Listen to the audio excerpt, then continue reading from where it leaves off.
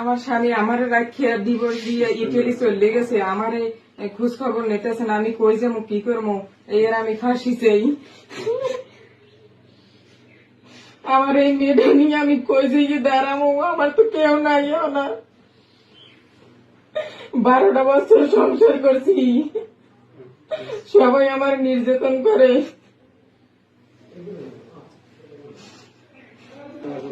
আমার শ্বশুর শাশুড়ি আমার এহারা নাম মেজাইতে কয়, সবসময় কয় তালাক দিছে আনো থাকা, হেরাই সবসময় আমার শ্বশুরে নিজেই কয় তোরে আমি তালাক দিয়ে দিব, তোর রাখবো না, হেসারা মারামারি দরাদরি সবকিছুই করে।